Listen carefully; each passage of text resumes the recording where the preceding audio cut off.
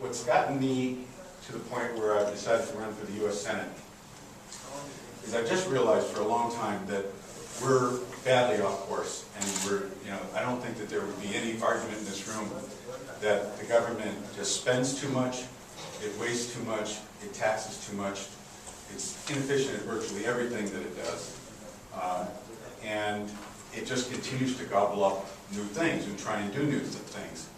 The fact is, if our government were any other type of an organization, it would be in bankruptcy right now. It would be in bankruptcy because the debt of the federal government is 6 times what our annual tax revenue is already. What's really alarming to me is the rate that this government is growing is startling, and that's one of the first things I want to point out to you. When in 1980, Jimmy Carter was in the last year of his presidency, Ronald Reagan was challenging him for the presidency. The U.S. government did $825 billion of expenditures. We just finished a year in which we did $3.2 trillion of expenditures in a government that's doing exactly the same thing, or essentially the same things that it was doing 29 years ago. So a 4-fold growth is really quite remarkable. And even then, everybody was very concerned that the government was too big and it had just grown too much. It had grown by a factor of 6 times in the prior 20 years. So if you take what's been going on with the government and bring it to constant $2,000 to just take inflation out of it, you see back in 1980, on an inflation-adjusted basis, we were at $1.2 trillion.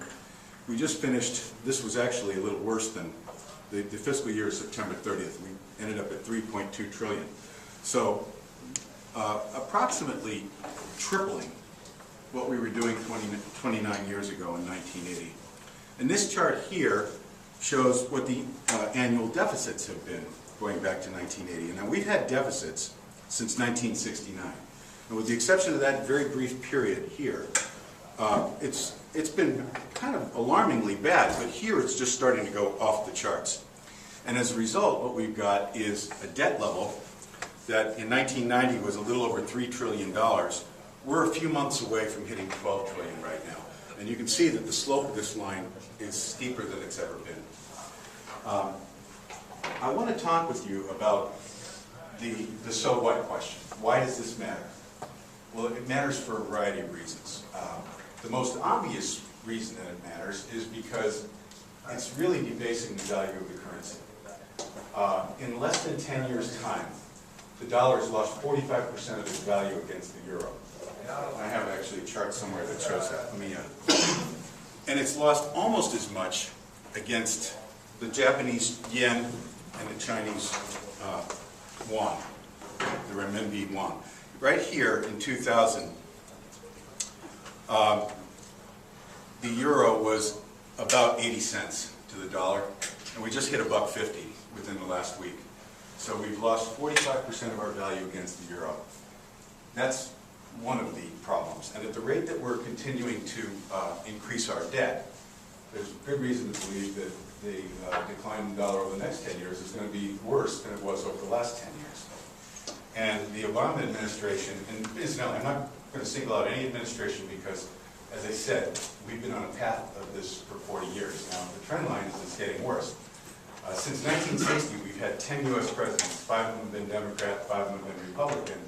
And we've seen very similar performance, except that our trend line is now starting to get concerning.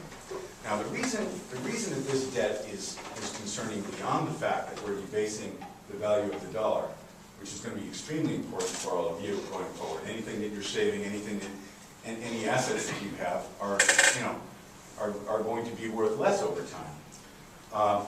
But the other problem is that the White House is projecting that over the next 10 years, they're going to need to borrow, the government is going to need to borrow another $9 trillion. Okay, so we're at $12 trillion right now, and they want to borrow another $9 trillion.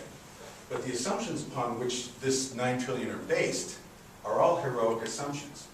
The first is that we will have no recessions over the next 10 years, and the U.S. will grow at 3% steady rate, okay, which is optimistic.